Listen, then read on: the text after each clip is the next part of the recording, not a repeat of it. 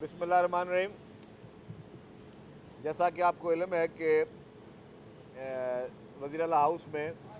31वीं apex committee की आज दोबारा मीटिंग हुई। ये मीटिंग पहले भी हो चुकी थी और क्योंकि एजेंडा आइटम ज़्यादा थे तो आज उसकी कंटिन्यूएशन में जो रिमेनिंग एजेंडाज थे वो एपेक्स कमेटी में आज उसको डिस्कस किया गया। पहले पुराने एपेक्स कमेटी में जो चीज़ें डिस्कस हुई आपके सामने आ चुकी हैं ऑलरेडी। आज जो चीज़ें डिस्कस हुई उसमें नार्कोटिक्स मंशियात जो है उस पर डिस्कस हुआ और इलीगल इमिग्रेंट्स पे डिस्कस हुआ, तो उस पर डिटेल में बात हुई। मंशियात पे कल मोहतरम आसिफ अली जरदारी साहब जिन्होंने लॉ एंड ऑर्डर की एक मीटिंग यहाँ पे सीएम हाउस में कल की थी, उस पर भी उन्होंने सबसे ज़्यादा जो एम्फोसाइज़ किया वो मंशियात पे किया, क्योंकि मंशियात फरोशी जो है वो काफ़ी क्राइम में ना सिर्फ इन्वॉल्व है लेकिन काफ़ी चीज़ों की जो अगर देखते हैं ताने बाने तो वो मंशियात फरोशों से और उनके गैंग से, उनके पेडलर से भी मिलते नज़र आते हैं। तो आज भी मंशियात फरोशी की बात हुई, उसमें फिर बताया गया कि मंशियात के ख़िलाफ़ जो है वो excise and narcotics department, Sindh police, rangers और बाकी जितने भी एएनएफ जो मेन लीड इदारा है वो कार्रवाई करता है। और उस कार्रवाई के लिए अब ये फैसले किए गए कि जॉइंटली कमेटीज़ बनेंगी, जॉइंटली टीमें बनेंगी, कमेटीज़ में जॉइंटली टीमें बनेंगी। वो टीम्स जो हैं वो आपस में डेटा शेयर भी करेंगी और डेटा शेयर के बाद मुख्तलिफ़ जगहों पर जॉइंट ये प्रपोज़ किया गया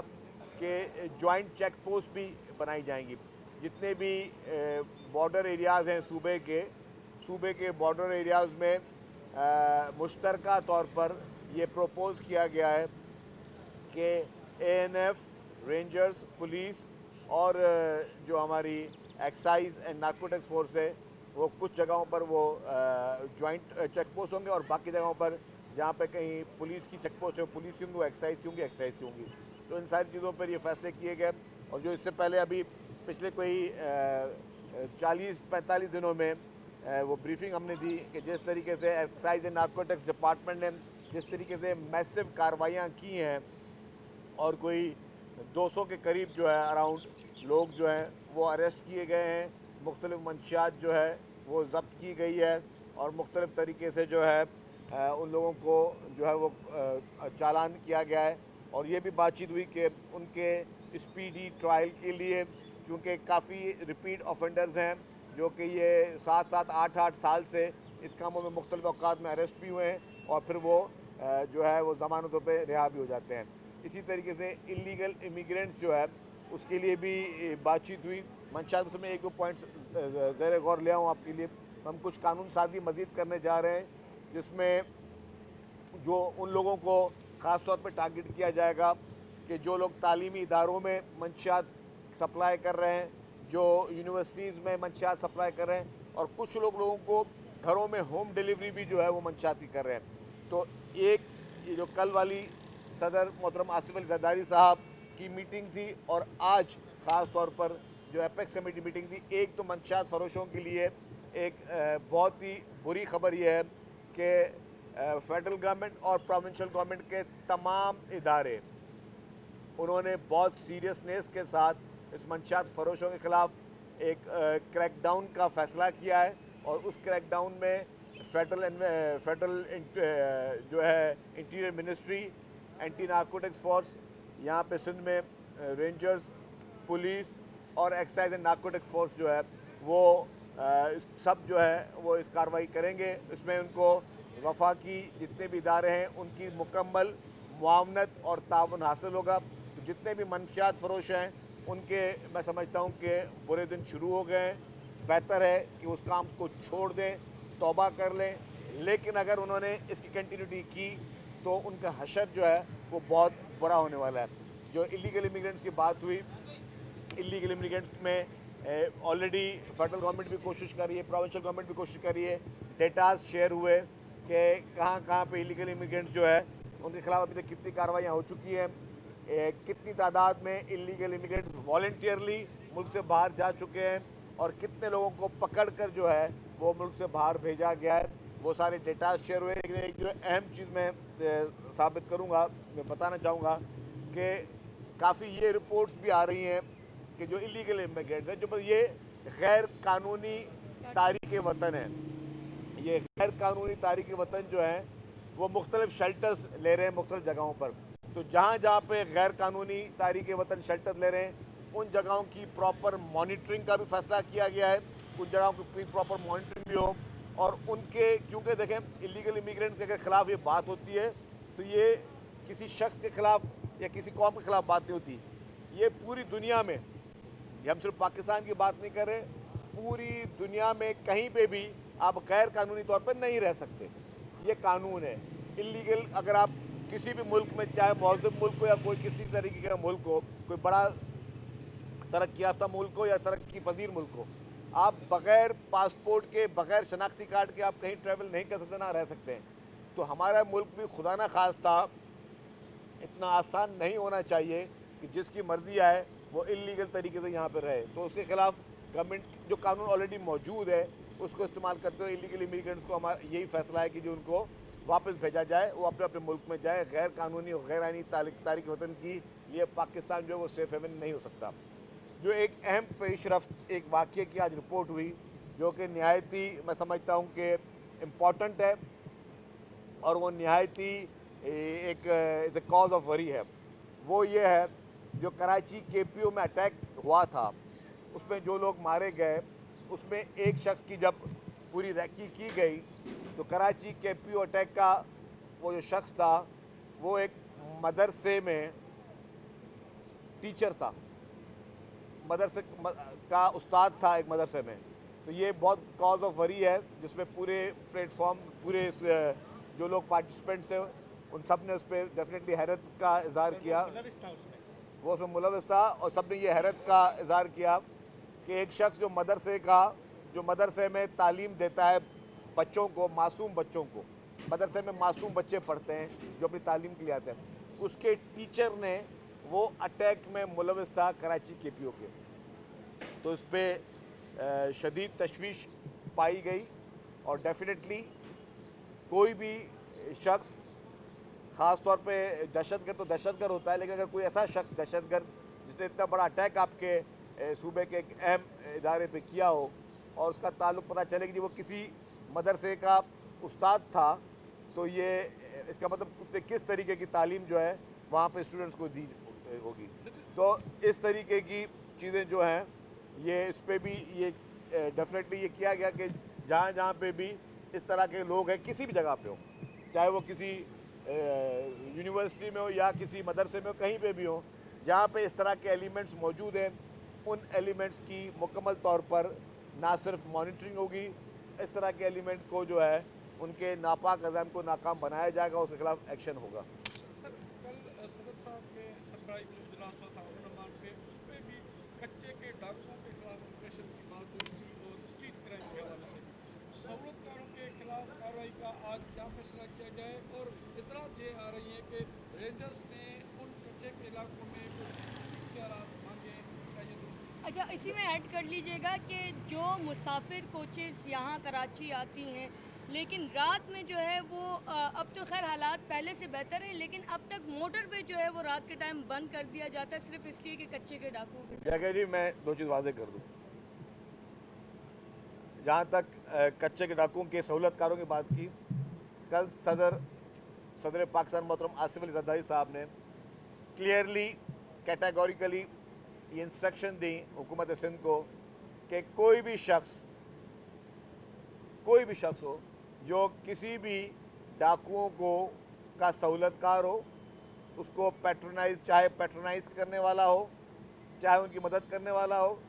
चाहे उनको किसी भी किस्म की सहूलतकारी करने वाला हो, उससे किसी किस्म की नरमी नहीं बरती जाएगी। ये उनका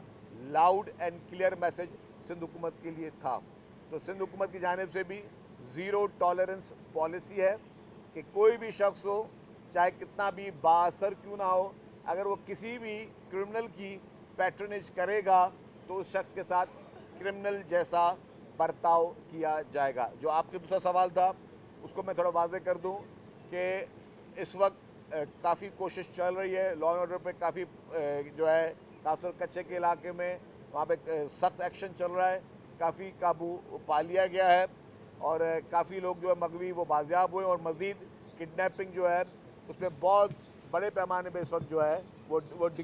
वो डिक्रीज आई है। जहाँ तक स्ट्रीट क्राइम की बात है, स्ट्रीट क्राइम क्योंकि कल सदर साहब ने भी बात की थी कि कराची में क्या वजूहत है ये स्ट्रीट क्राइम हो रही है, और आज के इजलास में खासतौर पर स्ट्रीट क्राइम के हवाले से देखिए जी, स्ट्रीट क्राइम का जो बात चाहे कल सदर असद सदर साहब ने कही और आज भी जो एपेक्स का मीटिंग हुई,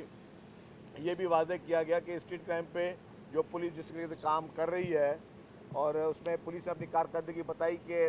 कितने केसेस में लोगों को गिरफ्तार किया गया। जैसे बताया जाता है कि जी ड्यूरिंग स्ट्रीट क्राइम जो मासूम लोगों की अमवात हुई हैं, जो क्रिमिनल्स ने की हैं, तो उसमें से काफ़ी केसेस डिटेक्ट हुए हैं। अब हमने वो भी मैकेनिज्म बना रहे कि हर केस टू केस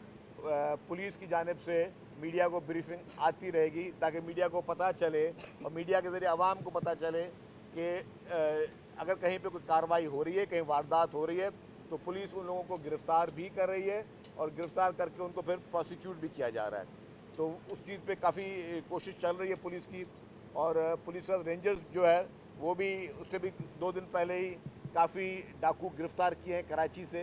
तो इस तरीके डकैत स्ट्रीट क्रिमिनल्स इनके खिलाफ एक्शन जो है वो तमाम लॉ इन्फोर्समेंट एजेंसीज जो हैं वो सब एक पेज पर हैं और नेक नीति के साथ काम हो रहा है। ये मैं एक बात कहना चाहूँ, ठीक है क्राइम है, उसको मैं क्राइम को डिफेंड नहीं करूँगा कि जी क्राइम नहीं है, मैं यही नहीं कहूँगा कि नहीं जी सब अच्छा है, लेकिन यह है कि आपकी पॉलिटिकल क़यादत, आपकी पुलिस ईमानदारी से, दयानतदारी से, नेक नीति के साथ चीफ मिनिस्टर साहब की क़यादत में उस एक्शन को कर रही है। मतलब प्रॉब्लम वहाँ होता है कि जहाँ प्रॉब्लम हो और आपकी नीयत ठीक ना हो, आपके पास प्रॉब्लम हो या आपकी सीरियसनेस ना हो। मैं नीयत की भी बात नहीं करता, हुकूमत की सीरियसनेस ना हो। आप सीरियसनेस की इंतहा देख लें कि सदर पाकिस्तान ने खुद आके कल मीटिंग प्रिजाइड की है। आप सीरियसनेस की इंतहा देख लें कि वज़ीर आला साहब ने जिस दिन चीफ मिनिस्टर बने पहली मीटिंग उन्होंने लॉ एंड ऑर्डर की। उस तरीके से भी नए होम मिनिस्टर साहब आए, वो भी कभी कच्चे में मौजूद हैं, कभी यहाँ पे मीटिंग करें, डे टू डे बेसिस पे आईजी साहब दिल से मेहनत करें। तो पूरी टीम, पूरी पुलिसिंग जो है इस वक्त, मतलब ये चीज़ है कि ठीक है देयर इज़ अ प्रॉब्लम, अगर प्रॉब्लम है तो आपकी सियासी क़यादत और पुलिस जो है वो कोशिश करेगी कि इंशाअल्लाह ताला उस प्रॉब्लम को ख़त्म किया जाए और जो है इसको ना। एक और आज फैसला वो भी हुआ, डिस्प्ले ऑफ वेपन, हथियारों की नुमाइश। जो लोग बड़ी बड़ी गाड़ियों में, ढालों में हथियार लेकर घूम रहे होते हैं या डिस्प्ले वेपन करते हैं, उसके खिलाफ भी क्रैकडाउन का फैसला किया गया है। सख्ती से मना है, सादे कपड़ों में कोई भी शख्स, किसी भी शख्स का गार्ड जो है वो हथियार डिस्प्ले नहीं कर सकता। जो लोग अपने घरों के बाहर जो हथियार डिस्प्ले करते हैं उस पर भी सख्ती से पाबंदी है। जो लाइसेंस याफ्ता आपके वेपन्स हैं वो आपने कंसील्ड मैनर में कैरी करने हैं, अगर 144 नहीं लगा हुआ है तो। अगर 144 लगा है तो आपने वो भी कैरी नहीं करने। अगर 144 नहीं है तो आपने कंसील्ड मैनर में कैरी करने। डिस्प्ले ऑफ वेपन की सख्ती से मुआमलत जो है वो आज की मीटिंग में ये फैसला हुआ है। और मैं समझता हूँ कि आज का दिन है, जो हमारा ये मैसेज सुन रहा है वो सुन ले। कल से लेकर पुलिस और कानून ऑफिस करने वाले इदारे, रेंजर्स, वो एक्शन लेंगे जहाँ पे जो शख्स वेपन का डिस्प्ले करते हुए नज़र आया। ये लाउड एंड क्लियर मैसेज है कि आपने अगर हथियारों का डिस्प्ले किया, आपने अगर घरों के बाहर भी हथियारों का डिस्प्ले किया, गाड़ियों में हथियारों का डिस्प्ले किया बग़ैर यूनिफॉर्म के, बग़ैर वर्दी के, तो उस पर सख्त से सख्त कार्रवाई होगी। ये फ़ैसला जो है ये आज की मीटिंग में हुआ है। तो उसके लिए भी मैं तमाम शहरियों से गुजारिश करूँगा, देखिए जी हुकूमत का कोई शौक़ नहीं है कि आप लोगों को खुदा न खास्ता कोई तकलीफ़ पहुँचे, ना पुलिस का कोई शौक़ है कि आप लोगों को तकलीफ़ पहुँचे, लेकिन अगर आप खुद उस चीज़ पे हुकूमत का साथ दें तो ये अच्छी चीज़ होगी। अच्छा शर्जील भाई, पिछले जब आप वज़ीर थे तो तब जो है वो काले शीशों पर जो है वो कार्रवाइयाँ शुरू हुई थी, लेकिन वो अब दोबारा से जो है वो देखने में आ रहे हैं कि सड़कों पर जो काले शीशों में गाड़ियाँ घूम रही हैं उनमें इजाफा हो रहा है। और क्या पता कि उसमें कौन है, क्या असले के साथ बैठा है या कोई कार्रवाई करके आ रहा है, तो ये कब दोबारा से एक बार फिर शुरू करें? आज की मीटिंग में डिस्कस नहीं हुआ है, मैं आज की मीटिंग में डिस्कशन हुई वो सारी चीज़ें बता। अच्छा, ये बता दें कि SICF के तहत जो है ग्रीन इनिशिएटिव के लिए ज़मीन का प्रोसेस कहाँ तक पहुँचा, उनको जो देनी है ज़रूरी ज़मीन, और दूसरी बात जो कच्चे में चौकिया रेंजर्स की मुस्तकिल किया जाएगा तो वो उनको ज़ाहिर एक रहाइश जगह और सबको देगा, तो वो तमाम खर्चे सिंध गवर्नमेंट बर्दाश्त करेगी। देखिए जी, चौकियाँ जो है डेफिनेटली कल की मीटिंग में जो प्रेसिडेंट साहब की मीटिंग थी उसमें डिस्कशन हुआ था कि कच्चे के इलाके में पहले चौकियाँ बनी थी वो आज कायम है, अब नई चौकियाँ बनाने की ज़रूरत है। तो वहाँ पे प्रॉपर चेक पोस्ट जो बनाई जाएंगी, तो जहाँ पे पुलिस की डिप्लॉयमेंट करनी होगी वहाँ पुलिस की डिप्लॉयमेंट होगी, जहाँ पे रेंजर्स की करनी होगी रेंजर्स की करेगी, लेकिन ये होम डिपार्टमेंट जो है वो एग्जीक्यूटिंग अथॉरिटी होगी और वही इस तरह की चेक पोस्ट बनाएगी। और SICF वाली ज़मीन वो आज की मीटिंग में डिस्कशन सरजीत साहब, इससे पहले भी जो है वफाकी हुकूमत ने अपना मतलब पनाहगीरों के खिलाफ क्रैकडाउन किया, मगर वो नज़र नहीं आया, उसके बाद अमल ख़त्म होगा क्या, फिर वो दोबारा स्टार्ट होगा? देखिए वो आप लेट है, इलीगल इमिग्रेंट्स के खिलाफ जो एक नेशनल पॉलिसी है उसी को नेशनल पॉलिसी को अडॉप्ट करते हुए एक्शन होगा। Thank you very much.